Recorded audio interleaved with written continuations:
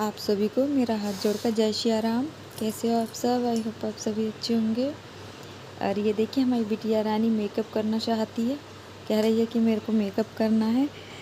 आजकल के बच्चे इतने नटखट होते हैं कि ये देखो इसको ना अगर डब्बी ये पाउडर का डब्बा था छोटा, तो उसको बंद कर दो तो फिर से निकाल करके वो पूरे हाथ पैरों में और मुंह में लगा रही थी।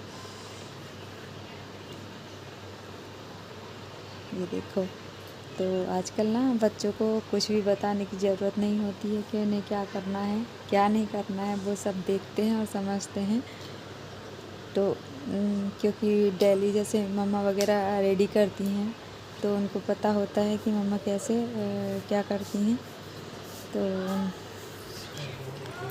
सच्ची बात तो ये है कि इन बच्चों को देखकर ही हंसना और मुस्कुराना, मतलब ज़िंदगी में कोई परेशानियाँ या गम होते हैं तो इन छोटे छोटे नन्हे बच्चों को देखकर वो परेशानियाँ ऐसा लगता है कि कोसों दूर भाग जाती है।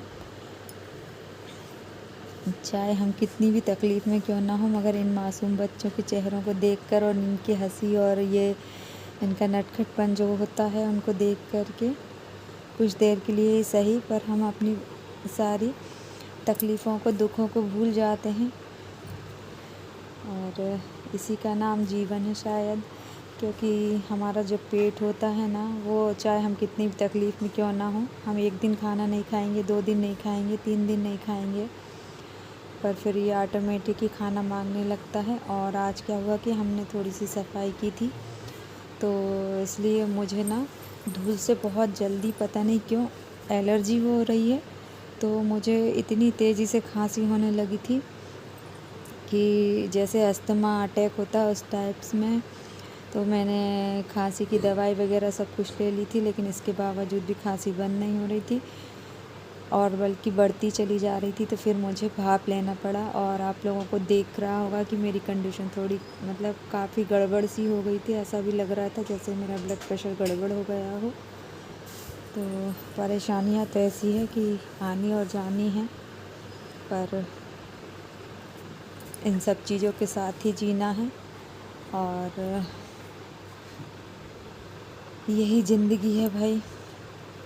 इन परेशानियों के साथ साथ काम भी करना है और जीवन भी जीना है, क्योंकि हम लोग तो एक आम सा जीवन जीने वाले व्यक्ति होते हैं और हमें हमारे घरों में साफ़ सफाई करना या सभी तरह की काम करने की भी ज़रूरत पड़ती है। लेकिन क्या करें, ये मानव शरीर है और इसमें कोई भी परेशानी कभी भी हो सकती है।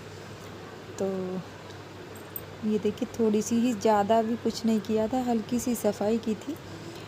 तो ये मेरे जो कपड़े होते हैं ना, जो सिलाई करती हूँ, तो उसकी बहुत सारी कतरन इकट्ठी हो गई थी। तो ये हम लोग सोच रहे थे कि गोल वाला तकिया बना करके और उसमें ये सारी कतरनों को इकट्ठा कर देंगे ताकि ये कतरनों का काम भी मतलब ये भी उपयोग में हो जाए। नहीं तो फिर क्या रहता है कि ये इनको जलाना पड़ता है।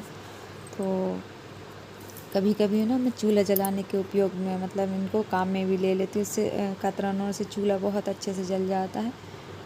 तो ये इसमें जो हल्की सी डस्ट वगैरह ये रखे हुए थे पॉलीथिनों में, लेकिन इसके बावजूद भी इसमें से थोड़ी जो डस्ट निकली होगी ना, वही मेरे मुंह में चली गई और उसी की वजह से मुझे खांसी आ रही थी बहुत ज़्यादा। और ये हमारी रिम बैठी हुई है और ये देखिए हमारे मोहल्ले में ना घर बन रहा है।